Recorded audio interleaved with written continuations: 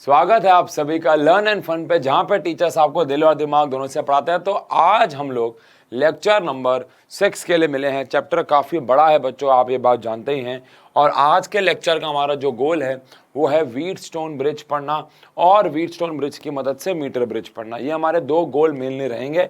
देखते हैं इन दो गोल पे हम लोग कितना समय दे पाते हैं, और अगर ये गोल पूरा होता है तो आज हम लोग एक सेल के इंटरनल रेजिस्टेंस के बारे में थोड़ी सी बात करना चाहेंगे। नहीं तो फिर वो अगले लेक्चर में ले जाएंगे, वो हम देख लेंगे। लेकिन जल्दबाजी भी नहीं करनी है और हर एक टॉपिक को समझना भी है। तो जो करंट इलेक्ट्रिसिटी है उसमें लास्ट क्लास में अगर आपको याद हो तो हम लोगों ने बात की थी कि क्रिचॉफ जी के दो लॉ थे, जंक्शन लॉ और लूप लॉ। तो आज हम उन्हीं लॉस का इस्तेमाल करके व्हीटस्टोन ब्रिज पढ़ने वाले हैं। मैंने आपको व्हीटस्टोन ब्रिज के बारे में एक हिंट, एक आइडिया दे दिया था कि जो व्हीटस्टोन ब्रिज होता है, व्हीटस्टोन ब्रिज जो होता है वो दिखने में कैसा दिखता है, वाह, दिखने में कैसा दिखता है। उसके हमारे पास आपको याद होगा 5 रजिस्टर्स का वो कुछ अरेंजमेंट होता है बच्चों, जिसमें हमारे पास पहला रेजिस्टेंस यहाँ लगा हुआ है, दूसरा रेजिस्टेंस यहाँ लगा होता है, तीसरा रेजिस्टेंस यहाँ लगा होता है, चौथा रेजिस्टेंस यहाँ लगा होता है, पांचवा यहाँ in the form of galvanometer. ये 5 रजिस्टर्स के कॉम्बिनेशन को हम एक व्हीटस्टोन ब्रिज कहते हैं। इसके रेजिस्टेंस को हम P कह देते हैं, इसको हम Q कह देते हैं, इसको हम R कह देते हैं और इसको हम S कह देते हैं। चलो, और यहाँ से अगर गैल्वेनोमीटर या पूरे ही सेटअप में, actually not only the galvanometer, पूरे सेटअप में अगर हम लोग क्या पास कराएं बच्चों, करंट पास कराएं। अगर हम इस पूरे सेटअप में से करंट को पास करा दें तो करंट को पास कराने पे, और यहाँ पे अगर हम एक स्विच लगा दें, ये प्लस लगा दें, माइनस लगा दें, यहाँ पे एक स्विच लगा दें, तो इसके अंदर से क्या फ्लो होना शुरू हो जाएगा, करंट। यहाँ से मान लेते हैं करंट गया I, ठीक है ना। अब I में से कुछ करंट चला जाएगा ऊपर, लेट से वो चला गया इधर और कुछ चला गया इधर। अब I में से इधर अगर करंट चला गया, मान लेते हैं I1, तो उसमें से चला जाएगा I minus I1। According to junction law total current junction पे हमेशा 0 रहता है, जितना करंट आता है उतना जाता भी है। तो अगर करंट I1 आया, I में से I1 यहाँ आया, तो ऊपर I माइनस I1 जो है वो करंट यहाँ पे चला जाएगा। अब यहाँ से I माइनस I1 यहाँ जब पहुँचेगा, उसमें से कुछ करंट गैल्वेनोमीटर में चला जाएगा, विच इज़ लेट से IG। कुछ करंट गैल्वेनोमीटर में चला जाएगा, विच इज़ लेट से IG। अब अगर I1 माइनस I1 यहाँ, उसमें से IG यहाँ चला गया, तो यहाँ बचेगा I माइनस I1 और उसमें से IG भी निकल गया तो IG। और यहाँ पे जो करंट ऐड होगा वो आएगा I1 और IG, यानी I1 प्लस IG। लेकिन इस वाली वायर में जो करंट वापस से हमें मिलेगा वो I। मैंने आपको बताया था एक वायर में करंट हमेशा सेम रहता है, तो अगर इस वाली में I है तो यहाँ पे इस पूरी वायर में I रहेगा। ये हमने करंट को डिस्ट्रीब्यूट कर दिया। अब अगर आपको याद हो कि बैलेंसिंग कंडीशन हमने लास्ट क्लास में लिखी थी कि अगर गैल्वेनोमीटर में करंट 0 हो जाए, हम गैल्वेनोमीटर में करंट 0 कर सकते हैं कि नहीं, ऑब्वियस सी बात है कर सकते हैं। ये अभी हम मीटर ब्रिज में पढ़ेंगे भी। लेकिन ये तो तय है कि गैल्वेनोमीटर में करंट को हम 0 कर सकते हैं। लेकिन गैल्वेनोमीटर में करंट को 0 करते कैसे वो अलग बात है। लेकिन 0 अगर हो गया तो क्या होगा, ये P रेजिस्टेंस है, ये Q रेजिस्टेंस है, ये R रेजिस्टेंस है और ये S रेजिस्टेंस है। अगर हमने गैल्वेनोमीटर में करंट 0 कर दिया, इफ गैल्वेनोमीटर में करंट 0 हो जाता है तो P बाय Q बराबर हो जाता है R बाय S के। तो P बाय Q बराबर हो जाता है R बाय S के। ये हमें आज आज हमें साबित करना है कि P बाय Q बराबर हो जाएगा R बाय S के। कब? जब गैल्वेनोमीटर में करंट 0 होगा। अगर गैल्वेनोमीटर में करंट 0 नहीं है तो P by Q R by Z के बराबर नहीं होगा। ये बात आप ध्यान रखिएगा, ठीक है जी। ये हमें आज साबित भी करना है। चलिए इसका प्रूफ कर लेते हैं। बहुत सिंपल है, बस अगर आपको क्रिचॉफ के लॉ आते हैं, हम पहले यहाँ पे इस वाले लूप में क्रिचॉफ की इक्वेशन लगाएंगे, फिर इस वाले में इसको कुछ नाम दे देते हैं A B C D, ठीक है ना। तो पहले A B D लूप में बात करेंगे, in loop A B D। हम लोग अगर पिछली वीडियो आनी चाहिए, क्रिचॉफ लॉ आना चाहिए, अदरवाइज कुछ समझ नहीं आएगा। यहाँ से जाएं क्लॉकवाइज, तो क्लॉकवाइज जाने पे हमें मिलेगा I माइनस I1 और इसका रेजिस्टेंस P।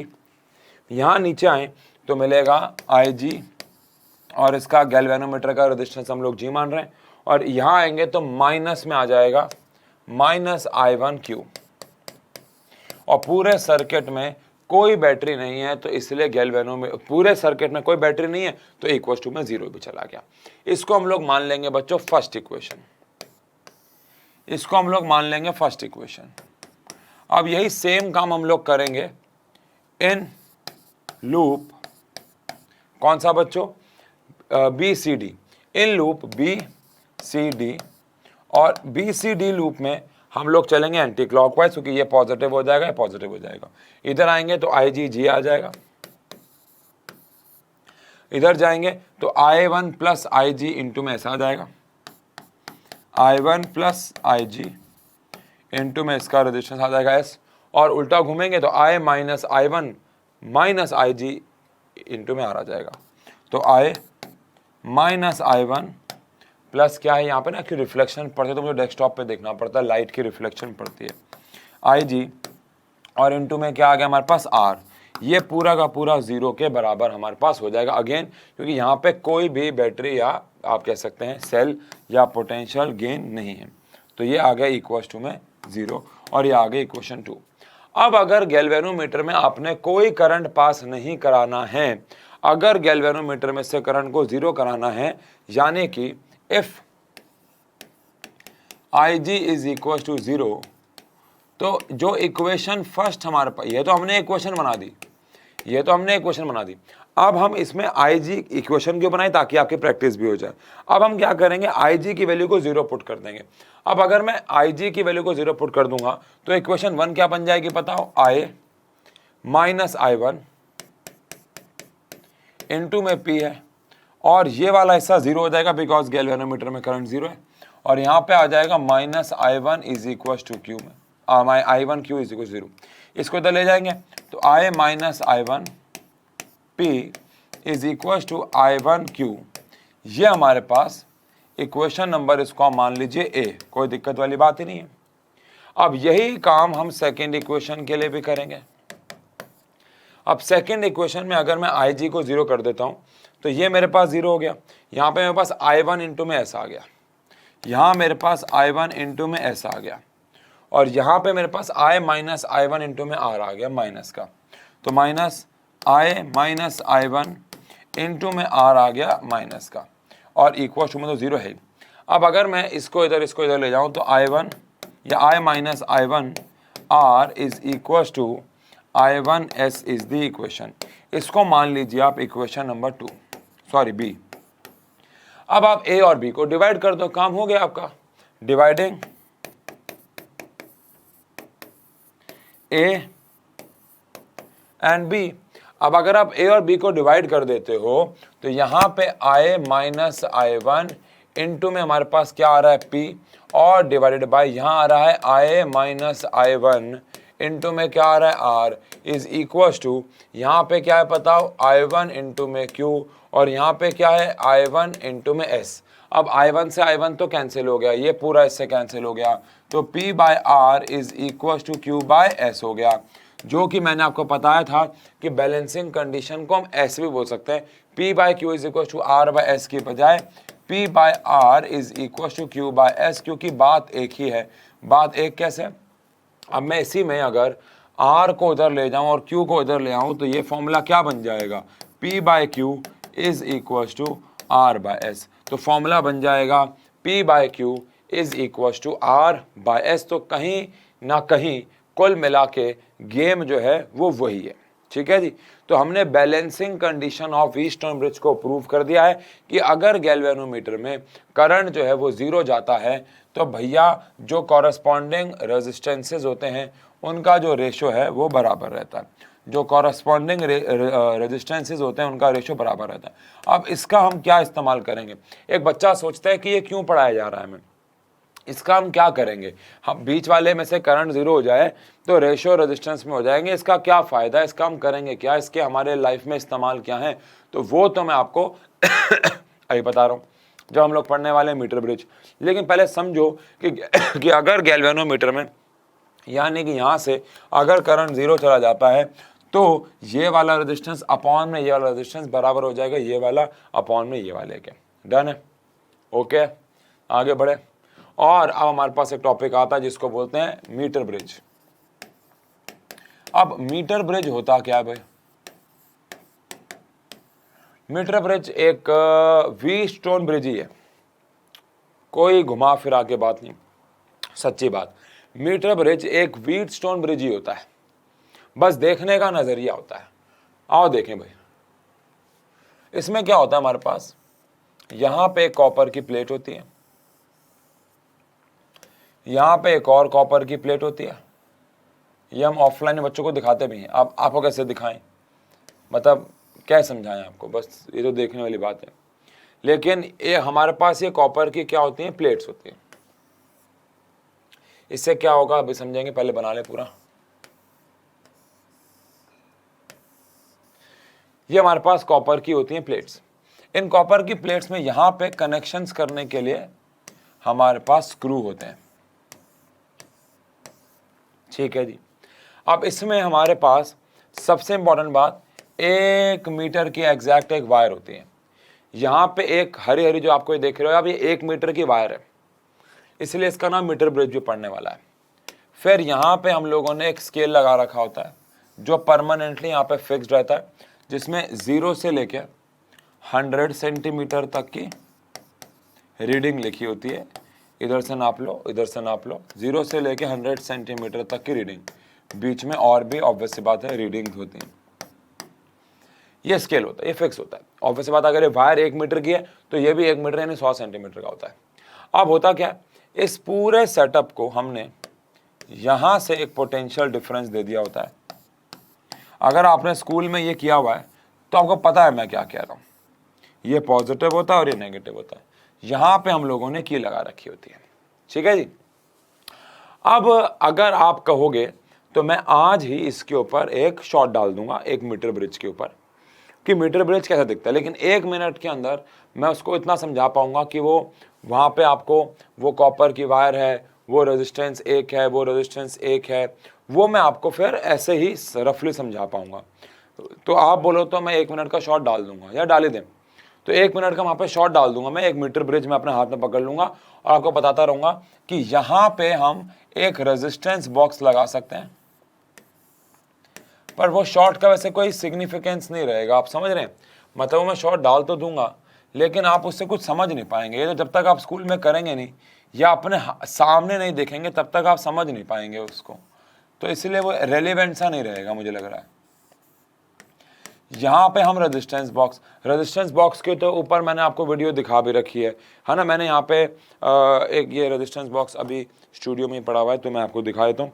वैसे आपने देखा है वायर रेजिस्टेंस बॉक्स होता है ना, इसको मैंने एक शॉर्ट भी डाला है कि ये कैसे काम करता है, ये वर्क कैसे करता है, इस पर अलग अलग रेजिस्टेंसेज होते हैं।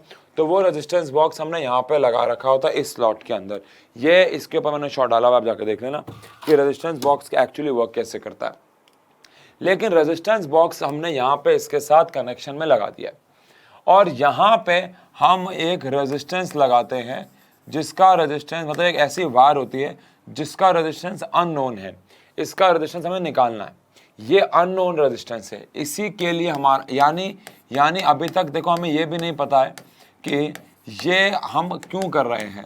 तो ये पूरे डिवाइस का काम होता है अननोन रेजिस्टेंस हमें कैलकुलेट करके देना। यानी ये रेजिस्टेंस वायर वो रेजिस्टेंस वायर है जिसका रेजिस्टेंस हमें नहीं पता है, हमें कैलकुलेट करना है, ठीक है जी। और सबसे इंपॉर्टेंट चीज़ वो अब हम बना रहे हैं और वो ये है कि यहाँ से एक गैल्वेनोमीटर अटैच्ड होता है और गैल्वेनोमीटर की दूसरी वायर एक जॉकी से अटैच्ड होती है जो कि इधर इधर इधर इधर हिल सकती है। आई होप अब तो आपको शायद याद आ गया, अगर आपने स्कूल में किया है तो अब तक तो याद आ गया होगा कि मैं कौन से सेटअप की बात कर रहा हूँ। अब तक तो याद आ ही जाना चाहिए कि ये पूरा सेटअप किस चीज़ का है। तो ये पूरा का पूरा सेटअप है मीटर ब्रिज का। अब मीटर ब्रिज में आपको इसको सबसे पहले तो इमेजिन करना है एक व्हीटस्टोन ब्रिज की तरह। तो ये व्हीटस्टोन ब्रिज कैसे है, सबसे पहली बात, जैसे कि व्हीटस्टोन ब्रिज में 5 रेजिस्टेंस होते हैं, यहाँ पे भी है 1 2, गैल्वेनोमीटर बीच में लगा हुआ है 3। अब जहाँ पे हम गैल्वेनोमीटर को टच करेंगे इधर की वायर का एक रेजिस्टेंस होगा और इधर की वायर का एक रेजिस्टेंस होगा। तो एक रेजिस्टेंस यहां से मिलेगा, एक यहां से, तो 1 2 3 4 5 रेजिस्टेंस हो गए।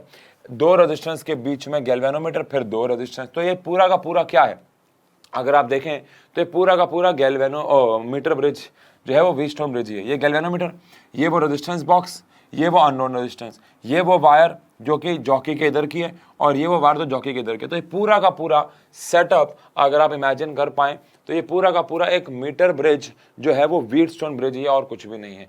Metre bridge is nothing but a Wheatstone bridge. ये मीटर ब्रिज एक व्हीटस्टोन ब्रिज ही है और कुछ भी नहीं है। बात समझ में आ रही है? डन है? ओके अब ये काम क्या करेगा, इसका क्या काम है, मीटर ब्रिज क्यों पढ़ रहे हैं? तो पहली बात, मीटर ब्रिज एक ऐसा डिवाइस होता है, device which helps us to calculate unknown resistances. ये अननोन रेजिस्टेंस आपको कैलकुलेट करने में हेल्प करता है। लेकिन सवाल उठता है, क्या हम इसको आज की डेट में इस्तेमाल कर रहे हैं? यह सवाल बहुत बड़ा है। क्या हम इसको आज की डेट में इस्तेमाल कर रहे हैं? आंसर है नहीं कर रहे हैं, बिल्कुल नहीं कर रहे हैं। आज की डेट में हम इसको इस्तेमाल नहीं कर रहे हैं। कौन करेगा? मैं तो नहीं करूंगा। इतना बड़ा सेटअप, ये पूरा का पूरा सेटअप एक बेंच जितना बड़ा होता है। ये पूरा का पूरा सेटअप एक, अब यार मैं बड़ा कंफ्यूज हूँ, आप मुझे बताओ इसके ऊपर शॉर्ट डालूं कि नहीं? शॉर्ट में मैं वो कैसे समझाऊं? ऐसे दिखाता हुआ डाल दूं क्या कि यहाँ पे, हाँ ऐसा कर देंगे, ठीक है।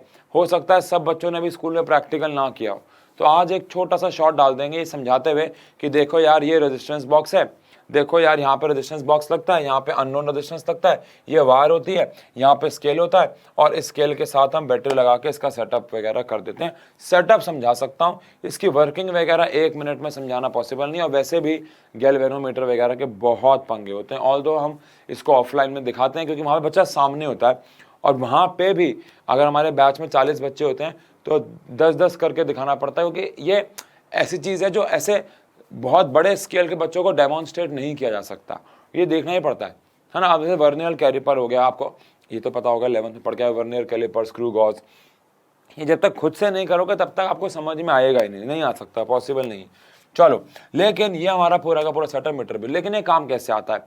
जैसे ही मैं यहाँ पे ये स्विच ऑन कर दूंगा तो, और ये जॉकी अगर अभी हवा में रहेगी, ये हवा में ये अभी हमने इस वायर से टच नहीं किए, तो गैल्वेनोमीटर में से कोई करंट पास नहीं हो रहा क्योंकि वो सर्किट में भी आया ही नहीं है। अब अगर मैं इस जॉकी को इस पूरी वायर पे कहीं पे भी टच करूं तो ये डिफ्लेक्शन देगा। क्या देगा? डिफ्लेक्शन। ये इधर उधर खिसकेगा। इधर टच करने, अगर सब कुछ ठीक है तो इधर टच करने पे ये एक तरफ खिसकेगा, इधर टच करने पे एक तरफ खिसकेगा। अगर दोनों तरफ टच करने पे ये एक ही तरफ डिफ्लेक्शन दे रहा है, गैल्वेनोमीटर 2 जगह डिफ्लेक्शन दे सकता है ना, दोनों इधर टच करा और इधर टच करा, दोनों जगह टच करने पे अगर ये एक ही साइड पे डिफ्लेक्शन दे रहा है तो ये गलत है, ये प्रॉब्लम है। आपने अपने सेटअप में कुछ गलती कर दी है। वो बहुत सारी गलतियां होती हैं, वो जब आप स्कूल में इसे करोगे तो आप समझोगे। लेकिन इधर टच करने पे एक तरफ और इधर टच करने पे एक तरफ डिफ्लेक्शन आना बहुत ज़रूरी है। नहीं आ रहा है तो कोई प्रॉब्लम है, आपने चीज़ें ढंग से कनेक्ट नहीं करी हैं, ये बात आप ध्यान रखिएगा। लेकिन अगर इधर टच करने पे मान लो गैल्वेनोमीटर इधर डिफ्लेक्ट कर रहा है, इधर टच करने पे इधर कर रहा है, तो जब आप इसके बीच में आओगे तो कहीं ना कहीं आपको एक ऐसा पॉइंट मिल जाएगा जहां पे गैल्वेनोमीटर में से करंट पास होना बंद हो जाएगा, और उस पॉइंट को हम लोग बोलते हैं नल पॉइंट। उस पॉइंट को हम लोग बोलते हैं नल पॉइंट। अब मान लो वो नल पॉइंट आपको मिल गया और गैल्वेनोमीटर में करंट क्या हो गया? 0। और यहां से वो नल पॉइंट, बहुत ध्यान सुनना, इसको हम देते हैं ग्रीन कलर से, ग्रीन से तो ये पहले ही है। यहां से वो नल पॉइंट आपको मिला है L लेंथ पे, यहां से वो नल पॉइंट आपको मिला है बच्चों L लेंथ पे। तो यहां से यहां तक की जो लेंथ हो जाएगी वो इसकी 100 माइनस L हो जाएगी, क्योंकि ये पूरी 100 की है। जैसे आपने इस पॉइंट को यहां पे टच किया तो वो नल पॉइंट मिला L पे, तो वो इधर का 100 माइनस L हो गया। अब अगर यहां पे टच करते गैल्वेनोमीटर में करंट 0 हो गया है, तो एट बैलेंसिंग कंडीशन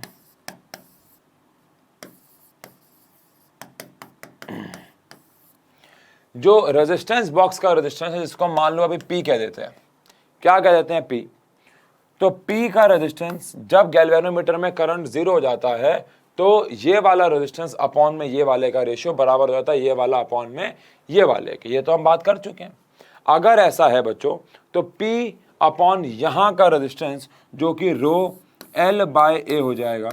इस वायर का रेजिस्टेंस कैसे निकालते हैं, rho L by a is equal to, अगले पेज पे कर दूं क्या इसको पीछे कर देते हैं। चलो यहाँ पे अगर नहीं समझ में आए तो पहली बात तो एट बैलेंसिंग कंडीशन जो हमारे पास P का यानी कि रेजिस्टेंस बॉक्स का रेशियो है अपॉन में rho L by a is equal to जो यहाँ का रेजिस्टेंस जिसको हमने R बोला है वो इस वाली वायर के रेजिस्टेंस के जो कि हमारे पास क्या है रो 100 माइनस L बाय ए है ना। अब मैंने दोनों के केस में रो क्यों सेम लिया, क्योंकि दोनों केस में यार वायर तो एक ही है ना, मटेरियल तो एक ही है, तो रो सेम हो जाएगा। और दोनों केस में मैंने एरिया क्यों सेम लिया, अगेन वायर का area of cross section same है। अब इसीलिए इस एक्सपेरिमेंट में एक प्रिकॉशन दी जाती है कि आप कभी भी जो जॉकी है उसको आप उसके ऊपर स्लाइड नहीं करेंगे, उसके ऊपर रगड़ेंगे नहीं, स्लाइड नहीं करेंगे, रगड़ेंगे नहीं। तो उसके लिए क्यों, ताकि क्योंकि आप रगड़ोगे तो वायर का एरिया चेंज हो जाएगा। तो रो से रो कैंसिल हो गया, ए से ए कैंसिल हो गया, तो हमारे पास P अपॉन में L is equal to R upon में 100 माइनस L आ गया।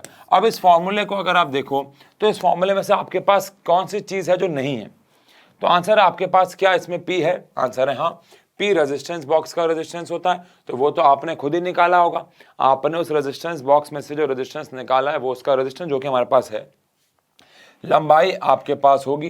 तो आपके पास देखा जाए तो P भी है, L भी है, 100 माइनस L तो है ये। तो उस केस में आप यहाँ से वैसे तो ये वाला फॉर्मूला याद करेंगे हम, इसी के ऊपर न्यूमेरिकल्स करने में आसानी होती है, बट फिर भी अगर मैं यहाँ से R का फॉर्मूला निकालना चाहूँ तो P 100 माइनस L अपॉन में L, इस फॉर्मूले से क्या मैं अननोन रेजिस्टेंस कैलकुलेट कर सकता हूँ, आंसर है यस। अच्छा अब देखो क्या हम मीटर ब्रिज की मदद से अननोन रेजिस्टेंस निकाल सकते हैं, आंसर है हाँ। लेकिन क्या हम निकाल सकते हैं और निकालते हैं, ये दोनों अलग अलग बातें हैं।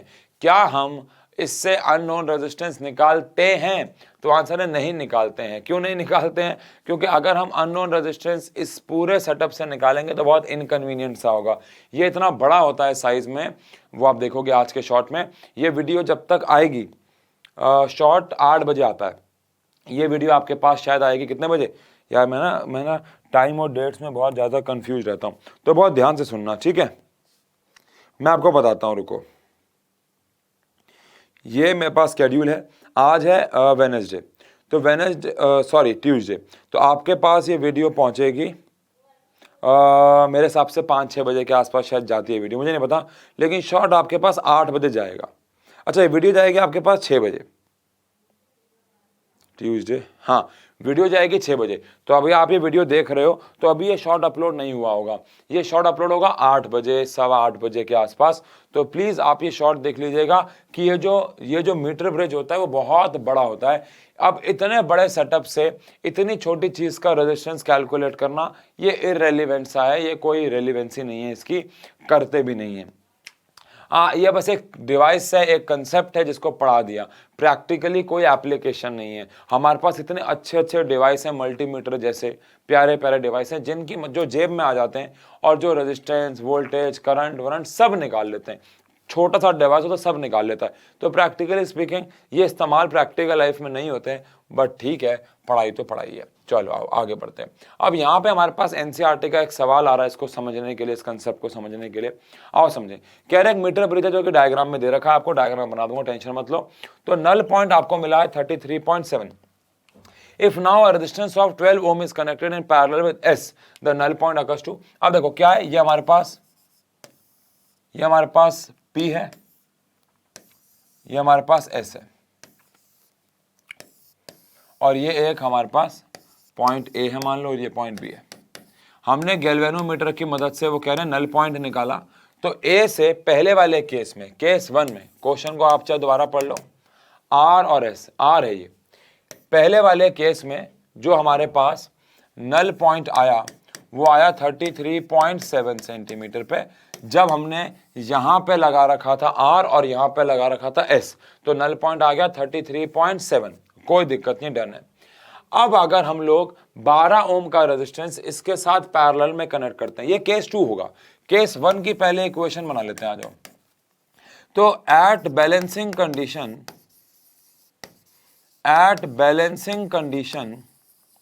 अगर बैलेंसिंग कंडीशंस चल रही हैं, एट बैलेंसिंग कंडीशन, तो यहां का रेजिस्टेंस यानी R अपॉन में नीचे का नल पॉइंट इज इक्वल, जिसको मैंने L1 बोला है, S अपॉन में 100 माइनस L1 हो जाएगा। अब यहां से R अपॉन में S की आप एक इक्वेशन बना देंगे, L1 33.7 अपॉन में 100 माइनस 33.7, यहां से आपको एक इक्वेशन मिल गई, या आपको एक इक्वेशन मिल गई, डन है। अब आपको यही काम करना है केस 2 के लिए। केस 2 को अगर हम लोग समझें, तो केस 2 में हमने क्या किया, S के साथ पैरेलल में एक 12 ओम का रेजिस्टेंस लगा दिया, S के साथ पैरेलल में एक 12 ओम का रेजिस्टेंस लगा दिया। अब अगर मैं S के साथ पैरेलल में एक 12 ओम का रेजिस्टेंस लगा दूंगा, तो जो नया वाला S हो जाएगा वो हो जाएगा 1/S प्लस 1/12। इसको सॉल्व कर लोगे तो नया वाला S आ जाएगा 12S अपॉन में 12 प्लस S। ये हमारे पास S का नया वाला रेजिस्टेंस हो जाएगा, पहले तो S ही था। और ऐसा करने पे जो नल पॉइंट है वो 51.9 हो गया है। तो अगर ऐसा है, तो अगेन एट बैलेंसिंग कंडीशन, अगर मैं बैलेंसिंग कंडीशन की बात करूं बच्चों, एट कौन सी कंडीशन बच्चों, बैलेंसिंग कंडीशन, जो हमारे पास R है बाय इसका जो नया वाला नल पॉइंट है वो 51.9 हो गया, और S जिसकी जगह मुझे S डैश लिखना चाहिए, और जो नया रेजिस्टेंस आ चुका है वो आ चुका है S डैश, जिसको मैं S डैश को मैं स्टेप बचा रहा हूँ। S डैश की जगह मैं क्या लिख सकता हूँ बताओ, S डैश की जगह मैं लिख सकता हूँ 12S plus 12 plus S, 12S plus upon में 12 प्लस S, 12S अपॉन में 12 प्लस S, क्योंकि अब जो नया रेजिस्टेंस, पिछली बार हमने यहाँ पे S रखा था, लेकिन अब हमें S डैश रखना होगा, जो कि आ चुका है, और नीचे आएगा 100 माइनस L। अब 100 माइनस L कितना है हमारे पास, 51.9। यहां से अगेन आपको R और S की फॉर्म में एक इक्वेशन मिलेगी, आप उनकी वैल्यूज को सॉल्व कर सकते हो। कहने का मतलब ये है, ये इक्वेशन फर्स्ट आएगी, ये इक्वेशन सेकंड आएगी, दोनों को सॉल्व करके R और S की वैल्यू निकाल सकते हो, वो तो आप करोगे। मेरा कहने का मतलब ये है कि इस क्वेश्चन में आपको पहले केस में R दे दिया और S दे दिया और नल पॉइंट दे दिया, तो R अपॉन में null point is equal to S upon में 100 माइनस नल पॉइंट। केस 2 में इसके साथ 12 ओम का रेजिस्टेंस लगा दिया, तो R अपॉन में null point is equal to नया वाला S, जो कि ये पूरा है, ये पूरा एक नया वाला S है, अपॉन में 100 माइनस L1। तो इस तरीके से हम जो है वो काम कर सकते हैं। क्वेश्चन इसके ऊपर इस तरीके से बेस्ड एग्जाम में आपको मिल सकते हैं। डन है? कोई सवाल देख लो भाई। आगे बढ़े फिर। तो इसके ऊपर सवाल इस तरीके से हमें एग्जाम में मिल सकते हैं भाई। चलो जी, तो अच्छी बात यह है कि आधे घंटे के अंदर हमने ये टॉपिक को किया है, और आगे बढ़ते हैं। अब हम यहां पे बात करते हैं, सबसे पहली बात, internal resistance of a cell. आपके हिसाब से क्या एक सेल का इंटरनल रेजिस्टेंस होता होगा? अच्छा चलो छोड़ो, पहले बताओ, कमेंट सेक्शन में बताना, एक ऐसा डिवाइस बताइए मुझे, बिजली के ऊपर चलने वाला या कोई भी डिवाइस, कोई भी एक मटेरियल बताओ जिसमें रेजिस्टेंस 0, मतलब हम उसमें से जब करंट को पास कराएं तो करंट पास होता रहे होता रहे होता रहे होता रहे और रेजिस्टेंस वो हमें 0 दे। ऐसा कोई डिवाइस बताइए जिसका रेजिस्टेंस 0 होता हो, जिसमें से हम क्या पास कराते रहे, करंट, और करंट जितना मर्जी पास करा ले कोई फर्क ना पड़े, मतलब कि वोल्टेज ड्रॉप ना आए, कोई रुकावट पैदा ना हो, रेजिस्टेंस 0। क्या है, पॉसिबल है? जल्दी बताओ। तो आंसर है ये पॉसिबल नहीं है। दुनिया में ऐसा कोई भी डिवाइस नहीं है, एक भी डिवाइस ऐसा नहीं है जिसका रेजिस्टेंस आपको 0 मिले। दुनिया में ऐसा एक भी डिवाइस नहीं है जिसका रेजिस्टेंस 0 हो। तो यार अगर ऐसा है तो एक सेल के अंदर भी एक रेजिस्टेंस रहता होगा। अब जैसे कि यहां पे एक सेल है और इस सेल के साथ मैंने एक एक्सटर्नल डिवाइस या कोई रेजिस्टेंस लगा दिया जिसका रेजिस्टेंस R है, इसका जो EMF है वो E है, लेकिन इसका एक इंटरनल रेजिस्टेंस भी तो होगा जो कि R होगा, यानी सेल के अंदर भी एक इंटरनल रेजिस्टेंस रहता है। तो यहाँ पे R जो है वो है एक्सटर्नल रेजिस्टेंस, या कह लो आसान भाषा में रेजिस्टेंस जो कि आपके डिवाइस का, यानी आपने यहाँ पे मान लो बल्ब लगाया है, ट्यूब लगाई है, कोई मोटर लगाई है, या सिर्फ एक रजिस्टर ही लगा दिया, उसका ये रेजिस्टेंस है। यहाँ पे E जो है वो है EMF ऑफ सेल, और हमारे पास जो R है वो क्या है, वो है बच्चों इंटरनल रेजिस्टेंस ऑफ सेल। जो छोटा R है बच्चों वो है internal resistance of the cell, यानी सेल के अंदर का रेजिस्टेंस। हम यहाँ पे क्या करने जा रहे हैं, हम यहाँ पे एक इक्वेशन बनाने वाले हैं जो इंटरनल रेजिस्टेंस को और एक्सटर्नल को आपस में रिलेट करेगी। यहाँ से करंट निकला आए, और ऑब्वियसली बात है ये करंट पूरे सर्किट में चला गया, ठीक है। अब इस केस में हम अपने सेल को यूज कर रहे हैं, यानी कि हम अपने सेल को डिस्चार्ज कर रहे हैं, हम अपने सेल का इस्तेमाल कर रहे हैं, तो करंट निकल रहा है। तो यहां पे हम एक इक्वेशन बनाएंगे, ड्यूरिंग डिस्चार्जिंग ऑफ सेल। हम सेल को यहाँ पे इस्तेमाल कर रहे हैं, जब हम सेल को चार्ज कर रहे होंगे तो करंट उल्टा हो जाएगा। अभी हम करंट सेल से निकाल रहे हैं, जब हमें इसको चार्ज करना होगा तो हम उल्टा कर देंगे, वो बात की बात है। लेकिन during discharging of cell Kirchhoff law लगाओ, किरचॉफ लॉ लगाओगे तो यहाँ से चलोगे तो पहले आ जाएगा हमारे पास IR, फिर यहाँ आओगे तो इसके अंदर भी एक इंटरनल रेजिस्टेंस है जो कि आ जाएगा I छोटा r, और इक्वल टू में यहाँ पे बैटरी आ जाएगी हमारे पास E। अब IR जो होता है वो V होता है, ये V होता है। तो यहां से कुल मिला के हमें E is equal to V plus IR, ये इक्वेशन मिल जाएगी। यहां पे कुल मिला के IR कैसे आया भाई, इसका पोटेंशियल ड्रॉप, यहां पहुंचे तो इसके अंदर एक छोटा सा रेजिस्टेंस लगा हुआ है, वो भी सेम डायरेक्शन में, तो वो भी IR होगा। अब I और R ये V होता है ओम्स लॉ के हिसाब से, और ये IR रहेगा, तो ये EMF आ गया मेरे पास V प्लस IR। ये बहुत इंपॉर्टेंट इक्वेशन है, ध्यान रखिएगा, बहुत काम आती है, बहुत इंपॉर्टेंट है। बहुत सारे NCERT के एक्सरसाइज में 3-4 न्यूमेरिकल इसी फॉर्मूले के ऊपर है, ध्यान रखना। E क्या है, EMF of the cell. E क्या है, EMF of the cell. V क्या है, उसके आसपास का पोटेंशियल ड्रॉप जो हमने डिवाइस लगाया है, जो भी हमने एक्सटर्नल डिवाइस लगाया है उसके आसपास का एक पोटेंशियल ड्रॉप होगा, वो है V। और प्लस में IR में I जो है वो कितना करंट दौड़ा रहे हैं आप, और R जो है वो इसके अंदर का रेजिस्टेंस है। लेकिन ये बात ध्यान रखिएगा, ये हमने जो इक्वेशन बनाई है ये बनाई है ड्यूरिंग चार्जिंग की। अगर यही इक्वेशन मैं बनाता हूं ड्यूरिंग डिस्चार्जिंग की, ड्यूरिंग डिस्चार्जिंग की, ओह सॉरी, ये हमने इक्वेशन, ओहो, ये हमने बनाई है डिस्चार्जिंग यानी सेल को यूज करते हुए की। अब अगर मैं यही इक्वेशन बनाऊं ड्यूरिंग चार्जिंग की, यानी कि जब मैं एक सेल को चार्ज कर रहा हूं तो क्या होगा, तो ड्यूरिंग चार्जिंग ऑफ सेल तो कुछ नहीं होता है, बस करंट की जो डायरेक्शन है वो उलट जाती है। करंट ऐसे जाने की बजाय आप ऐसे फ्लो करवाते हो किसी एक्सटर्नल बैटरी सोर्स से या करंट के सोर्स से जो इसको चार्ज करता है, तो बस करंट की डायरेक्शन अगर बदल जाएगी तो आप समझ सकते हैं कि यहाँ पे प्लस IR के बजाय माइनस IR आ जाएगा। तो E is equal to V minus IR, क्योंकि करंट की डायरेक्शन बदल जाएगी, तो जहाँ जहाँ करंट है जहाँ जो कि यहीं पे है तो प्लस के बजाय माइनस आ जाएगा, और कुछ भी नहीं है। क्योंकि जब चार्जिंग हो रही होती है तो जो करंट होता है उसकी डायरेक्शन रिवर्स हो जाती है।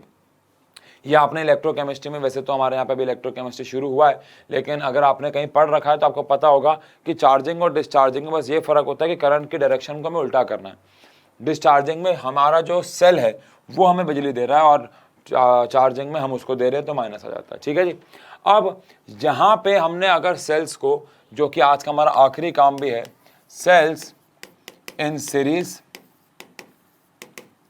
और सेल्स इन पैरेलल, अगर मैं कुछ सेल्स को सीरीज में लगाता हूं और कुछ सेल्स को पैरेलल में लगाता हूं तो नेट EMF और नेट इंटरनल रेजिस्टेंस कैसे मिलेगा, इसकी वैसे तो एक डेरिवेशन भी है, लेकिन वो हम अभी फ़िलहाल, मतलब ऐसा नहीं है कि हम स्किप कर रहे हैं, तो कहने का मतलब ये, इसकी डेरिवेशन जो है वो एग्ज़ाम में अक्सर आती नहीं है। तो कहने का मतलब ये है कि लेकिन और वो आए भी तो भी बहुत ईजी है। वो आप जैसे हमने सेल रजिस्टर्स को सीरीज पैरेलल में किया था, कैपेसिटर किया था, वैसे ही कुछ सवाल है। तो ये हमारे पास ईएमएफ आ गया E1, ये आ गया E2, ये आ गया E3। इसका इंटरनल रेजिस्टेंस है R1, इसका है R2, इसका है R3। अगर मैंने सेल्स को सीरीज कॉम्बिनेशन में लगाया होगा तो जो नेट ईएमएफ मुझे सीरीज में मिलेगा वो मिलेगा E1 plus E2 plus E3। और नेट रेजिस्टेंस अगर मुझे निकालना होगा तो R1 plus R2 plus R3। कहने का मतलब है कि अगर मैंने कुछ रेजिस्टर्स को सीरीज कॉम्बिनेशन में लगा रखा है तो नेट ईएमएफ निकालने के लिए हम लोग क्या करेंगे, सारे के सारे ईएमएफ्स को ऐड कर देंगे। लेकिन कौन से कॉम्बिनेशन में? सीरीज कॉम्बिनेशन में। पैरेलल कॉम्बिनेशन की अगर बात करें तो वो भी हम आ रहे हैं, लेकिन अगर हमारे पास कुछ सेल्स हैं जिनको हमने सीरीज में लगा दिया है तो उस केस में हमें जो नेट ईएमएफ मिलेगा वो कैसे मिलेगा, सारे सेल्स के ईएमएफ को ऐड कर दोगे आप। और रेजिस्टेंस कैसे मिलेगा? बहुत इजी है, सारे रेजिस्टेंस को ऐड कर दो। ये तो हमारे को एक्सपेक्टेड भी था। लेकिन पैरेलल कॉम्बिनेशन में क्या होता है, अगर मैं कुछ सेल्स को पैरेलल में कनेक्ट कर देता हूँ, यहाँ पे मैंने एक सेल लगा दिया, यहाँ मैंने दूसरा सेल लगा दिया, यहाँ मैंने तीसरा सेल लगा दिया, और इन्हें कौन से कॉम्बिनेशन में कनेक्ट कर दिया, ये E1 है, ये E2 है, ये E3 है, इसका रेजिस्टेंस R1 है, इसका R2 है, इसका R3 है। सब में से करंट अलग अलग जो है वो फ्लो हो रहा है, I1, I2, I3, वो सब छोड़ दो। लेकिन अगर मैंने इनको पैरेलल कॉम्बिनेशन में कनेक्ट किया तो आई होप आपको पता है कि R नेट तो निकालने का तरीका होगा 1/R1, 1/R2, 1/R3। क्योंकि चाहे वो रेजिस्टेंस डिवाइस के हों, चाहे वो सेल के हों, रेजिस्टेंस तो रेजिस्टेंस है, तो फॉर्मूला तो वही रहेगा। लेकिन बड़ी इंटरेस्टिंग बात यह है कि जो ईएमएफ निकालने का फॉर्मूला हो जाएगा वो क्या होगा, वो होगा ई नेट अपॉन में R net is equals to E1 upon में R1 प्लस E2 अपॉन में R2 प्लस E3 अपॉन में R3। ये फॉर्मूला आ जाएगा। यानी यहाँ पे ई नेट निकालना बहुत सिंपल सोबर था, बस सबको आपने ऐड कर दिया, दैट्स इट। लेकिन यहाँ पे अगर आपको ईएमएफ निकालना है तो थोड़ा सा प्रोसेस अलग है। प्रोसेस अलग क्या है कि आपको सबके ईएमएफ ऐड नहीं करने। आप ऐसा नहीं कर सकते, आप सबके ईएमएफ ऐड नहीं कर सकते हो। आपको EMF upon resistance, EMF upon resistance ऐसे ऐसे करना होगा। यानी इसके नेट ईएमएफ निकालने के लिए पहले आपको नेट रेजिस्टेंस भी निकालना पड़ेगा, इसलिए ये काम मुश्किल हो जाएगा। But that is not the point. ये तो फॉर्मूले हैं, ये तो हम याद कर लेंगे। अब मैं बहुत इंटरेस्टिंग सवाल आपसे पूछने जा रहा हूं, बहुत ही प्यारा सवाल पूछने जा रहा हूं। सवाल क्या है? सवाल ये है कि आपके हिसाब से क्वेश्चन अगर पूछूं कि हम सेल्स को सीरीज में इस्तेमाल करें या पैरेलल में, ये क्वेश्चन है, ये होमवर्क है। इसका आंसर भी शॉर्ट की फॉर्म में आने वाला है। मैंने प्लान किया था इसको मैं शॉर्ट बनाऊंगी, बहुत कम लोग ये बात जानते हैं। लेकिन मैं आपसे ये कहना चाह रहा हूं कि अगर मैं आपको एक सवाल होमवर्क दूं, कोई गूगल का इस्तेमाल अगर करेगा तो वो खुद जानता है उसने खुद से आंसर नहीं दिया है, किताब से पढ़ेगा तो उसने खुद आंसर नहीं दिया। खुद से सोच के दिमाग लगा के देखो, अपने थिंकिंग लेवल को, अपने इमेजिनेशन को भी स्ट्रांग करना है हमने यार। पेपर तो दे ही देंगे, क्वेश्चन तो अटेम्प्ट कर ही लेंगे, लेकिन जब तक हम साइंस को समझेंगे नहीं, अपने आसपास नहीं देखेंगे, वो समझ नहीं आती है। साइंस से प्यार करना पड़ता है, तभी वो आपसे प्यार बैक करती है। ये बात ध्यान रखना, प्यार बैक करती है। वाह। चलो सवाल क्या है, सवाल सुनिएगा। अगर मैं आपसे पूछूं कि सेल्स को सीरीज कॉम्बिनेशन में लगाना बेहतर है या पैरेलल में, तो आप क्या आंसर देंगे? आपका आंसर ये भी हो सकता है कि सीरीज इज बेहतर ऑलवेज।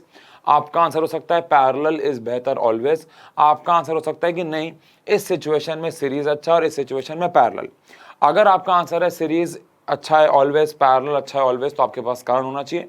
और अगर आपका आंसर ये कि कभी कभार सीरीज और कभी कभार पैरेलल, तो आपके पास कारण विद एग्जाम्पल भी होने चाहिए कि आप क्या कहना चाह रहे हो। चलो मैं आपको एक हिंट दे देता हूं कि आपने अपनी लाइफ में बचपन से सेल्स को ऐसे लगाया है, तो एक गलत फहमी आपके मन में है कि यही कॉम्बिनेशन अच्छा है। देखो मैंने आपको हिंट दे दिया, मैंने आपको हिंट दे दिया कि हमें ऐसा लगता है बचपन से कि हम सेल्स को ऐसे लगाते आए हैं ना, क्योंकि हम जब बैटरी बनाते हैं सर्किट में सेल्स को लगाते हैं, हमेशा से ऐसे लगाते आए हैं।